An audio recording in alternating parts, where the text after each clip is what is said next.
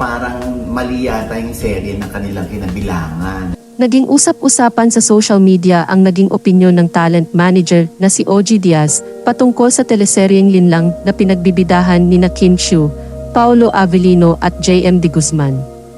Aminado si OG na isa siya sa mga sumusubaybay sa Kapamilya series, kaya hindi niya napigilang maglabas ng opinyon sa kanyang napansin sa naturang palabas. Anya sa kanyang Instagram story ay kung maaari bang tanggalin na lang sa subplot na nagkakagustuhan sina Angie at Case dahil para sa kanya ay pilit ang eksena ng dalawa. Dagdag pa ng talent manager ay wala siyang nakikitang chemistry. Baka sa ibang teleserye na lang raw ilagay ang mga ito kung saan maari silang magpa-cute.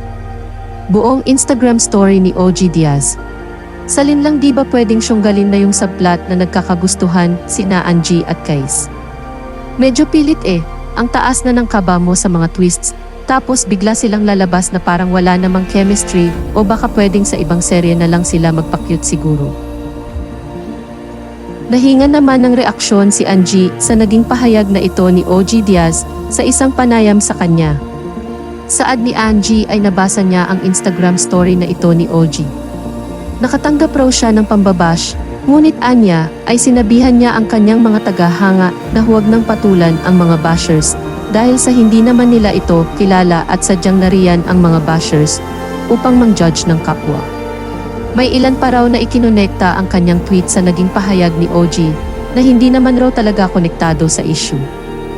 Wala rin daw siyang kailangang ipaliwanag at patunayan sa kahit sino man dahil may mga tao na pipiliin lang kung ano sa tingin nila ang dapat lamang nilang paniwalaan.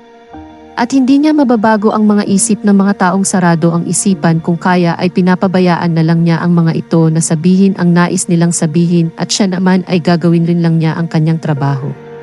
Buong pahayag ni Angie. Nabasa ko yan actually kaya nga sinabi ko kanina na ang dami ding mga bagay na actually before that scene may mga scene pa yun na hindi na naano sa Prime kasi may limited din sa Prime na 1 hour and half. And then about that din, I got bashed. Actually, I was harassed in other platform and I was there to call my sunshines kasi at the end of the day, di naman natin sila kilala. They are just there to judge us and all. Like that, so yung nangyari, actually ang gagaling ng bashers, kinonek nila yung tweet ko sa sinabi ni Mama Ojes. Kaya sabi ko, wala naman akong sinabing ganun kay Mama Ojes. Ganyan-ganyan. They're really good but then sometimes there are people na ang hirap kasi mag-explain. And I don't wanna prove myself to anyone else because at the end of the day, may mga tao na they believe what they believed in. And we cannot change that. And we cannot change their mind if they are close-minded.